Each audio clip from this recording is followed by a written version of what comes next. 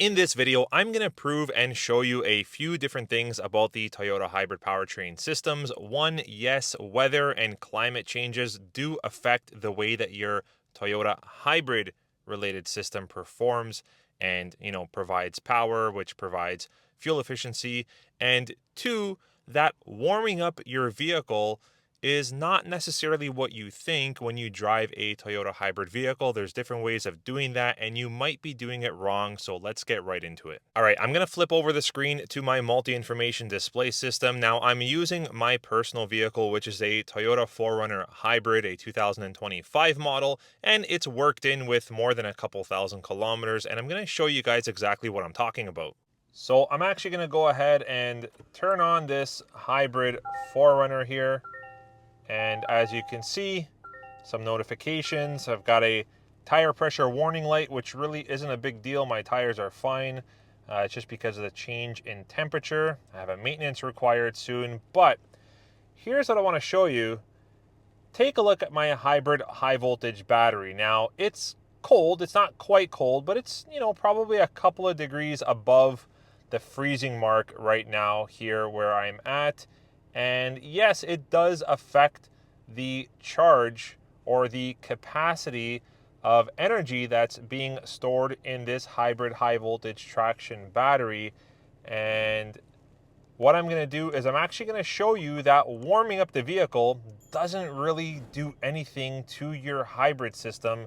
It maybe helps your combustion engine, but in terms of you Toyota hybrid drivers and buyers out there, you'll see here that I am right around the halfway point in terms of charging level or charge level of my Toyota hybrid 4Runner. And you can see there it's 1 degree just off to the top left there. So near the freezing mark, but not quite. It's 3:20. Let's give this hybrid Toyota 4Runner some time and let's see if the hybrid system warms up. As you can see from the time, it's been north of 10 minutes and I had half of the battery capacity before for the hybrid powertrain system. There's 8 total bars in this hybrid system indicator for, charging level and etc. and overall performance capacity.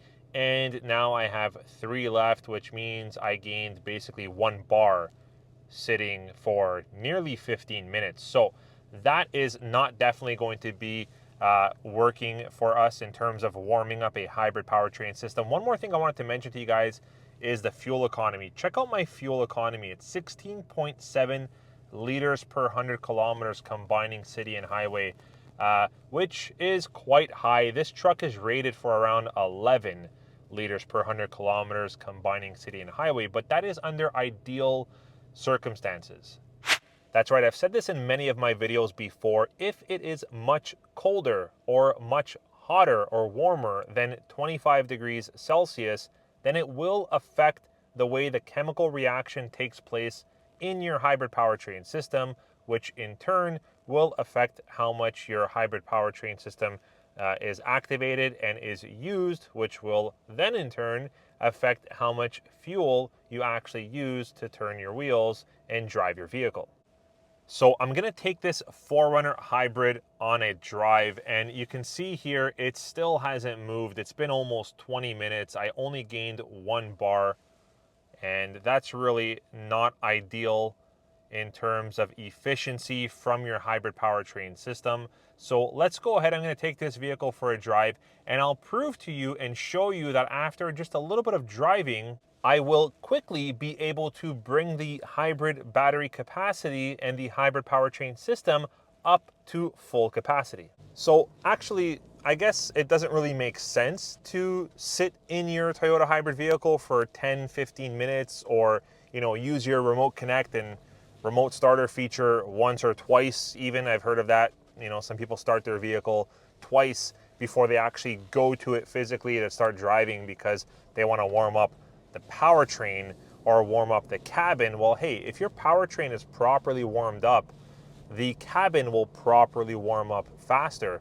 So it may make more sense, which I'm about to prove to you, to actually just get in your vehicle and begin driving. Now, that's not to say you don't want to let it warm up at all, I do agree that letting the vehicle sit and run for a minute or two is not going to do any harm, and you're not going to really waste any fuel by letting your vehicle sit idle the way you currently maybe are doing for 10-15 minutes in your Toyota hybrid vehicle. You waste gas by doing that as well. So the vehicle is not always running in your hybrid mode, whether it's idling or whether it's driving. It's very dependent on the circumstances and situation. But I'm going to go ahead and I'm going to take this for a very short drive, and I'm going to show you that in less than 15 minutes, I will be able to get the hybrid capacity of that hybrid high voltage battery and powertrain system back up to near full capacity just by doing regular driving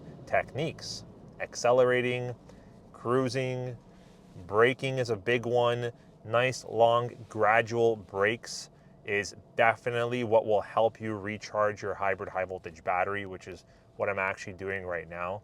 And this will definitely help to increase the capacity of your hybrid, whether it's an EV, full EV, whether it's a hybrid, whether it's a plug-in hybrid. All these similar characteristics about warming up the system still apply. So 15 minutes worth of sitting to let the vehicle idle and almost 15 minutes of driving the vehicle. Mind you, I haven't been able to drive it much because there's a lot of traffic. It's like midday here in Vaughan. But with the small amount of driving I was able to do, I was able to get the hybrid capacity up significantly, almost to full charge, which I'm going to show you right here in this clip. You can see the hybrid high voltage battery is near full capacity, which is very controversial because a lot of viewers and speculators and people on the social media, YouTube and all that might tell you to sit and let the vehicle warm up, but I strongly disagree to that. I think it's best to get in and go and start using your hybrid Toyota, whether it's a Camry, whether it's a full EV, a plug-in hybrid. It's always best for them to be driven. If you can see here, it is near full capacity, so you can say that maybe warming up your vehicle by letting it sit will warm up your vehicle. Yeah, maybe, but not your hybrid powertrain system. It needs to be used. It needs to be driven. Again, I just started to drive my Toyota 4Runner hybrid right now, as it was sitting for hours in around 10-15 degrees Celsius. And you can see here, as I'm driving it, the energy or the actual power within the hybrid powertrain system is getting up to an optimal rate, whereas if I just let it sit idle for 10-15 minutes, it wouldn't really move much. But let's see where this gets me in a couple of minutes of driving. So as you can see here, after just 5-6 minutes of driving, I was able to get the hybrid powertrain system, specifically the hybrid battery, in a more optimal operating capacity and probably optimal operating temperature as well, so that I can maximize fuel efficiency in my 4Runner hybrid.